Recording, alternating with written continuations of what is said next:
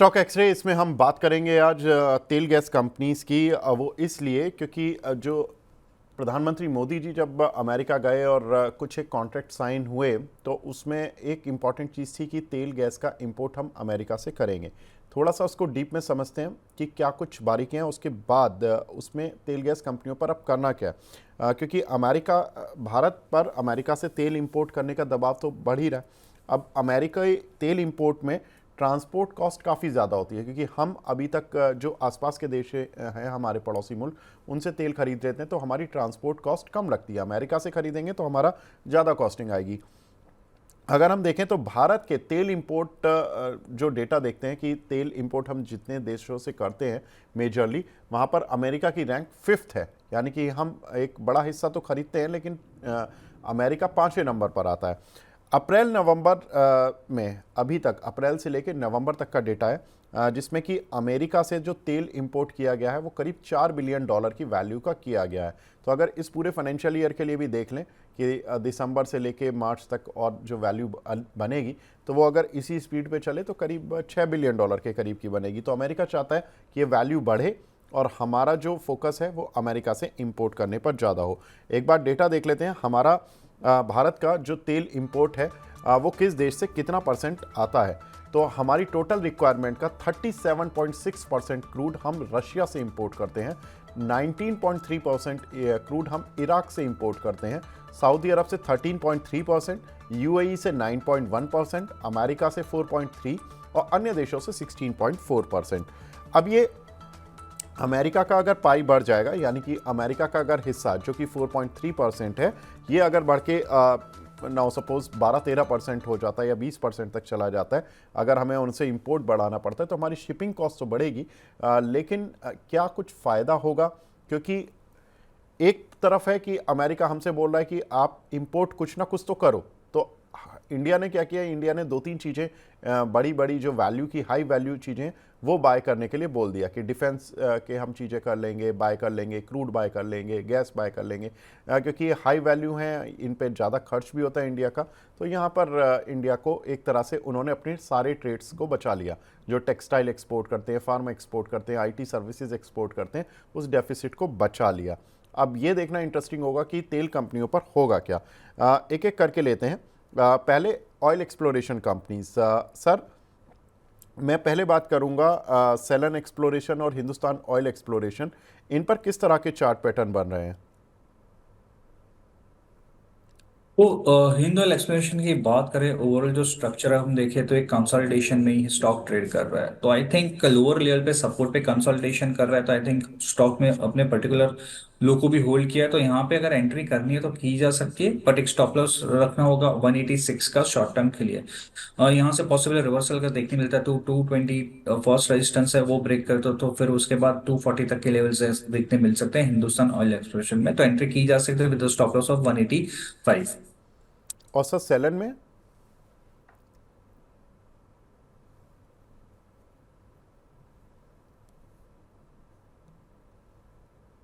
तो Selan oil exploration की बात करें, फर्स्ट ऑफ ऑल स्टॉक्स में वॉल्यूम काफी कम है, बट जो स्ट्रक्चर भी है वो वीक है स्टॉक का। पॉसिबल है फर्दर इसमें करेक्शन देखने मिल सकता है, तो आई थिंक इसमें अवॉइड की सलाह रहेगी स्टॉक। ठीक है सर। बाजार का दिग्गज रिलायंस इंडस्ट्रीज, क्योंकि ये रिफाइन भी करता है, बेचता भी है, तो ये हर स्ट्रीम में है। इस पर क्या इम्पैक्ट होगा सर? किस तरह से देख रहे हैं चार्ट पर? सो रिलायंस इंडस्ट्रीज की जहां तक बात करें, डेफिनेटली स्टॉक्स में काफी अच्छा हमने करेक्शन देखा है स्टॉक के अंदर। बट स्टॉक का जो प्रीवियस जो सपोर्ट था, कहीं ना कहीं सपोर्ट के आसपास स्टॉक एक कंसोलिडेशन कर रहा है। तो स्टॉक में ये लेवल पे अगर थोड़ा शॉर्ट टर्म नजरिया है या मीडियम टर्म नजरिया है, तो स्टॉक में ये लेवल पे से भी एंट्री की जा सकती है। 1180 का शॉर्ट टर्म के लिए सपोर्ट है, वो स्टॉप लॉस मेंटेन रखे। अपसाइड अराउंड 1260 1270 तक के फर्स्ट टारगेट है, उसके वो लेवल ब्रेकर 1350 तक के लेवल देखने मिल सकते हैं शॉर्ट टर्म के लिए। तो आई थिंक इसमें एंट्री की जा सकती है 1180 के स्टॉप लॉस के साथ। बिल्कुल। शेयर अपने हाई से करीब 20% ऑलरेडी 20% से ज़्यादा टूट चुका है। इसने जुलाई 2024 में 1608 रुपये 80 पैसे के आसपास के हाईज बनाए थे। वहाँ से अब ये काउंटर टूट के 1200 की रेंज में आ चुका है। ये बोनस एडजस्टेड प्राइस बता रहा हूँ मैं। हालांकि जुलाई के बाद इसमें बोनस भी आया था 1:1 का, तो ये एडजस्टेड प्राइस है। सर ने एडजस्टेड प्राइस के हिसाब से ही रिलायंस पर आपको राय दी है। आगे बढ़ते हैं। एमआरपीएल पर हमने आउटलुक ले ही लिया था सर से, लेकिन सर एमआरपीएल और चेन्नई पेट्रो अगर इन पे लॉन्ग टर्म देखना हो, क्योंकि हो क्या रहा है कि जब से हमने रशिया से क्रूड इंपोर्ट करना शुरू किया था तब से ये दोनों शेयर चले थे। एमआरपीएल आई रिमेंबर 40 रुपीज़ चल रहा था और Chennai petro I remember 100 rupees चल रहा था, और दोनों वहाँ से कम 8-8 10-10 गुना हो गए थे। कारण यही था कि रशिया के जो क्रूड इंपोर्ट था वो सस्ता था, इन कंपनीज़ को मार्जिन्स जो थे, जो ग्रॉस रिफाइनिंग मार्जिन्स थे, वो अच्छे खासे बच गए, इन्होंने बहुत पैसा बनाया। लेकिन अब ये सिचुएशन रिवर्स होती हुई दिख रही है। एक तो आज रशिया और यूक्रेन के युद्ध को ख़त्म होने की बात कर रहे हैं, मीटिंग है सऊदी अरब में, और अगर वो युद्ध ख़त्म हो गया तो रशिया पर जो युद्ध की वजह से सैंक्शन लगे थे वो हो सकता है कि डोनाल्ड ट्रंप धीरे धीरे हटवा भी दें अपनी तरफ से, तो क्योंकि वो अभी तक रशिया के फेवर में ही दिखते हुए नज़र आ रहे हैं।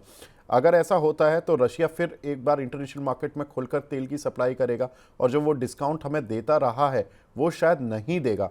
तो अगर वो डिस्काउंट नहीं देगा तो एमआरपीएल और चेन्नई पेट्रो का क्या होगा? ये जो एंजॉय कर रहे थे ये खत्म हो जाएगा? चार्ट क्या बोल रहे हैं सर?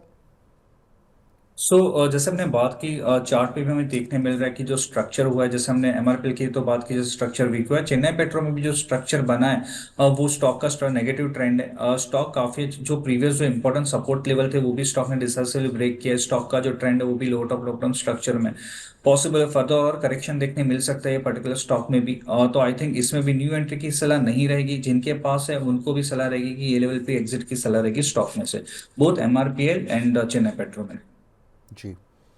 बाकी उसके बाद सर तीन कंपनियां और आईओसी, एचपीसीएल, बीपीसीएल, वो इसलिए पूछ रहा हूँ क्योंकि ये भी दोनों रिफाइनरी में भी हैं, तो रशिया से इंपोर्ट तो कर रही थी तेल को, लेकिन इनके साथ अच्छी चीज़ ये है कि सेलिंग भी ये रिटेल मार्केट में करती हैं, जहाँ पर कि इनकी बार्गेन पावर ठीक है, क्योंकि सरकार से ये बात कर लेती हैं कि क्रूड ऑयल अगर नीचे भी है तो हमारे मार्केटिंग मार्जिन नीचे आ रहे हैं, रिफाइनिंग मार्जिन नीचे आ रहे हैं, तो ये उससे मैनेज कर लेती हैं कंपनियाँ। तो ये काफ़ी समय से जब से क्रूड का माफ़ कीजिएगा पेट्रोल और डीजल का डीरेगुलेशन हुआ है तब से कंपनियां अच्छा कर रही हैं, प्रॉफिट अच्छा बना रही हैं। आपको क्या लगता है सर, इन तीनों कंपनीज पर कैसे दिख रहे हैं चार्ट? तो अगर एचपीसीएल की बात करें स्टॉक्स में, आफ्टर द करेक्शन एक सपोर्ट के पास है, तो यहाँ से भी अगर एंट्री करनी है तो की जा सकती है। 300 रुपए का जो सपोर्ट है, थ्री, वो स्टॉप लॉस रखिए। ऑप्शन अराउंड 340 345 तक के लेवल्स देखने मिल सकते हैं शॉर्ट टर्म में एचपीसीएल के लिए, तो यहाँ पे एंट्री की जा सकती है with stop loss of 300 HPCL में। और बीपीसीएल की जहां तक बात करें, सो बीपीएल का भी स्ट्रक्चर अगर देखे तो ओवरऑल जो स्ट्रक्चर यहाँ पे थोड़ा वीक है। स्टॉक्स ने अपने प्रीवियस सपोर्ट को ब्रेक किया है, बट हाँ पास्ट फ्यू डेज से कुछ कंसोलिडेशन स्टॉक में देखने मिला है। तो अगर ये 266 के ऊपर अगर बीपीसीएल अगर प्राइस हमें अगर इसके ऊपर जाता है तब इसमें एंट्री की सलाह रहेगी, तब तक I think wait and watch में इसको रखने की सलाह होगी बीपीसीएल। ठीक है। सर आईओसी आपको लगता है कि इस पॉइंट पे सही है आई थिंक या? आईओसी की बात जी। सॉरी आई थिंक आईओसी की बात करते हो, जो आईओसी का स्ट्रक्चर कंपेयर टू अगर बीपीसीएल एचपीसीएल की कंपेयर करें तो थोड़ा वीक स्ट्रक्चर बना हुआ है यहाँ पे, तो आई थिंक ओके। आईओसी की अभी अवॉइड की सलाह, न्यू एंट्री की सलाह नहीं रहेगी स्टॉक के अंदर। ठीक है। तो आईओसी में अभी फ़िलहाल एंट्री सर का मानना है कि नहीं करनी है, और बाकी एचपीसीएल, बीपीसीएल कंपैरेटिवली ज़्यादा बेटर दिख रहे हैं इस समय पर।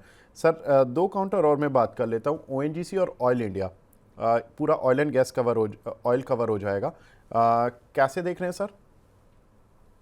तो ओएनजीसी की बात करें तो ओएनजीसी डेफिनेटली करेक्ट हुआ है हायर लेवल से थोड़ा यहाँ पे, बट आई थिंक यहाँ पे जो प्रीवियस सपोर्ट है स्टॉक वहीं पर ही कंटिन्यूअसली ट्रेड कर रहा है, तो आई थिंक इसमें एंट्री करनी है तो की जा सकती है, बिकॉज रिस्क रिवॉर्ड यहाँ पे फेवरेबल है।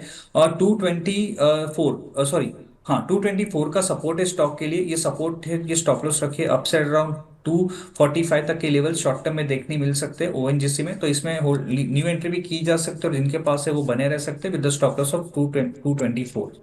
जहां तक ऑयल इंडिया की बात करें, ऑयल इंडिया का स्ट्रक्चर थोड़ा वीक हुआ है, stock lower top long term structure में स्टॉक ने अपने सपोर्ट को ब्रेक किया है। तो आई थिंक यहाँ पे एक सलाह रहेगी कि अभी वेट एंड वॉच करने की सलाह होगी, न्यू एंट्री की सलाह नहीं रहेगी जब तक ये सॉरी जब तक ये 430 इसके अबव नहीं निकलता है स्टॉक, तब तक आई थिंक इसमें वेट एंड वॉच की सलाह रहेगी। ठीक है। तो इस पर एक सवाल भी आ रहा था, दीपक कुमार गुप्ता जी का बक्सर बिहार से, वो पूछ भी रहे थे कि 585 के लिए हुए हैं, क्या करना है, 2 साल का होल्डिंग पीरियड है। सर आपको राय मिल गई होगी क्योंकि हम oil and gas broadly cover भी कर रहे थे। सर लास्ट सवाल, गेल और मैं ले लेता हूँ, गेल और पेट्रोनेट एलएनजी, क्योंकि बात हो रही है कि एलएनजी का इंपोर्ट हम काफ़ी तेज़ी से करने वाले हैं अमेरिका से, और गेल चूँकि नेचुरल गैस की कीमतों से ये भी काफ़ी शेयर प्रभावित होता है, इस पर क्या इम्पैक्ट पड़ेगा सर? सी अगर गेल की बात करें तो स्टॉक्स में आफ्टर द करेक्शन सपोर्ट के पास स्टॉक कंट्री से ट्रेड कर रहा है। तो आई थिंक यहाँ पे भी एंट्री करनी तो की जा सकती है। एक रिस्क रॉड यहाँ पे फेवरेबल बन रहा है 153, ये सपोर्ट है स्टॉक के लिए। स्टॉप लॉस से स्टॉक में एंट्री की जा सकती है तो बने रह सकते हैं। अपसाइड फर्स्ट जो लेवल यहाँ पे बनता है वो 170 का है, 170 के अराउंड अगर फर्स्ट टारगेट है, अगर वो लेवल भी ब्रेक करता है देन 180 182 तक के लेवल देखने मिल सकते हैं स्टॉक के अंदर। तो गेल में एंट्री करनी तो की जा सकती है इस पर्टिकुलर लेवल से। जहां तक पेट्रोनेट एलएनजी की बात करें, स्टॉक में अभी भी जो ट्रेंड है वो वीक है। कंटिन्यूस स्टॉक एक करेक्शन मोड में है। स्टॉक ने जो प्रीवियस सपोर्ट था वो भी ब्रेक किया। ऑल्सो 200 डे मूविंग एवरेज के नीचे स्टॉक ट्रेड कर रहा है। तो आई थिंक इसमें अभी भी पॉसिबल है करेक्शन देखने मिल सकता है। तो यहाँ पे न्यू एंट्री की सलाह नहीं रहेगी स्टॉक के अंदर। जी सर, रशिया यूक्रेन का युद्ध अगर ख़त्म हो जाता है और क्रूड ऑयल, हम ये मान के चल रहे हैं कि एक रेंज में ही रहता है, क्योंकि जो प्राइस इन होना था इंटरनेशनल मार्केट में वो आई थिंक थोड़ा बहुत काफ़ी हद तक डिस्काउंट हो चुका है जब से डोनाल्ड ट्रंप आए कि क्रूड ऑयल रशिया और यूक्रेन का युद्ध ख़त्म हो जाएगा। बैठक है आज। इस पूरी शेयर की लिस्ट में आपको कौन सा ऐसा शेयर लगा जो कि सर चार्ट पे दिख रहा है, जिसका डेटा बोल रहा है कि इसको शायद बेनिफिट मिल जाएगा अगर क्रूड पर इस तरह का आज रशिया यूक्रेन की डिसीजन आते हैं इस हफ्ते में? और दूसरा कि कौन सा काउंटर है जो कि कंप्लीट अवॉइड करना है, कुछ भी हो इससे दूर ही रहना है? तो सी जैसे हमने बात की मार्केट काफी वॉलेटाइल स्टॉक्स पे सेक्शन रखने की सलाह होगी। तो ऑयल एंड गैस में जैसे हमें पता है कि काफी वॉलेटाइल स्टॉक्स होते हैं। अगर ऑयल एंड गैस में से ही अगर सेलेक्ट करना है तो मैं यहाँ पे अगर रिक्स रॉड के हिसाब से भी स्ट्रक्चर के हिसाब से हिंदुस्तान पेट्रोलियम एक बेटर बेट है। यहाँ पे 300 रुपए का एक रिक्स रॉड भी फेवरेबल है। तो 300 रुपए का स्टॉप लॉस रख के इसमें बने रह सकते हैं। 340 45 तक के लेवल्स देखने मिल सकते हैं। उसके अलावा अगर और कई सेक्टर्स मुझे प्रेफर करना है तो फाइनेंस सेक्टर से बजाज फिनसर्व लिमिटेड, ये स्टॉक काफी एक अच्छा पैटर्न बना चार्ट स्ट्रक्चर पे। अगर हम देखें इसका तो लोअर साइड से अपसाइड सपोर्ट से अपसाइड हमें देखते अप ट्रेंड देखने मिला है। डेली चार्ट पे stock high top return structure में ट्रेड कर रहा है। तो ये लेवल से भी एंट्री करने तो की जा सकते हैं बजाज फिनसर्व में। स्टॉप लॉस यहाँ पे रखना है 1855, टारगेट है 1980। और दूसरा एक स्टॉक रहेगा आईटी स्टॉक से। ये भी हमें लगता है कि काफी अच्छा एक रिवर्सल पैटर्न देखने मिला on daily chart. Overall structure देखे तो पॉजिटिव स्ट्रक्चर है लॉन्गर टर्म पे। आफ्टर माइनर करेक्शन के बाद स्टॉक एक कंसोलिडेशन जोन में हमें देखने मिला था। तो हमें लगता है कि कंसोलिडेशन ब्रेकआउट भी स्टॉक में देखने मिल सकता है। तो टेक महिंद्रा ये एक स्टॉक है जहां पे हमें लगता है कि एंट्री की जा सकती है। 1650 का एक स्टॉप लॉस रखना है 1730 के टारगेट के लिए। ठीक है, स्टॉक एक्सरे पर भी बात हो गई और सर की टॉप पिक्स पर भी बात हो गई। सर आप हमारे साथ जुड़े, बहुत बहुत शुक्रिया हमसे जुड़ने के लिए, अपना प्रीशियस टाइम देने के लिए। Thank you.